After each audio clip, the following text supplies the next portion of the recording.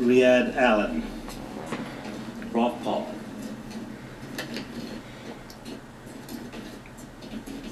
Welcome. I'm not Rolf, I'm Lillian. Oh, you're not. Rolf Paul. Okay, then Lillian, you must be Lillian. Yeah. Riad-Allen, Center for Addiction and Mental Health. Yes. Welcome.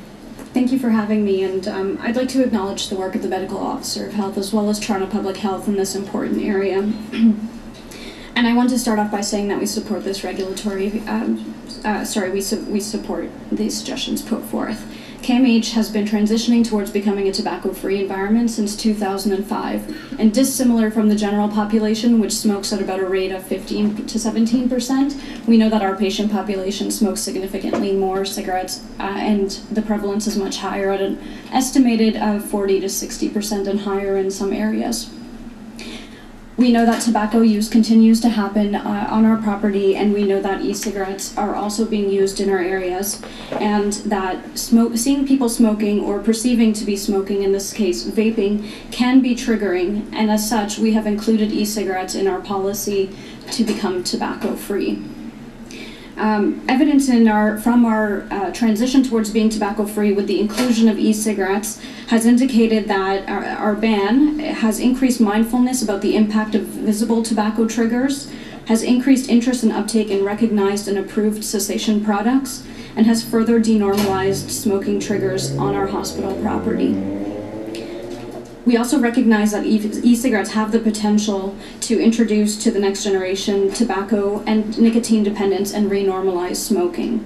As an addictions treatment facility, we support measures to protect our youth from initiation to smoking and nicotine dependence. I've also heard quite a few people reference harm reduction, and I'd like to put forth that this is not inconsistent with a harm reduction strategy. It simply indicates and poses protections from where people are exposed to secondhand smoke or vaping exposure.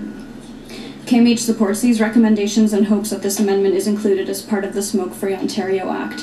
To the point that was made earlier, we now have an opportunity to not repeat the mistakes of our past and first study the impact of e-cigarettes before allowing an adoption of them more globally. Thank you. Thank you very much. Questions? I have a, Councillor Wong Tam. Yes, thank you very much for your deputation.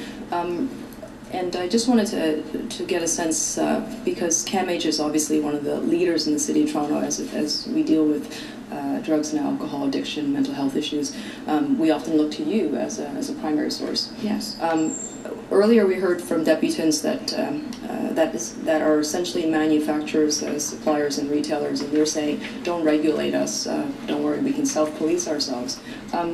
From your experience, how has that worked out in the past?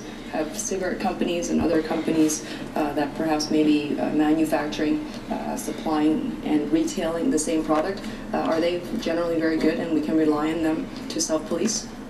I would say certainly not, and we know that tobacco industries in particular have targeted and marketed towards our patient population in what the Non-Smokers' Rights Association have brought to our attention. A project named Project SCUM, which stood for Subculture Urban Marketing, was an advertising technique put forth by the tobacco industry to target people with mental health and addictions as well as people from countercultures related to sexual orientation. I think that there certainly does require to be regulation in this area, and having a better understanding of the impacts of e-cigarettes would be critical. And have you seen these particular tactics been used before in terms of what it looks to me as perfume-style packaging?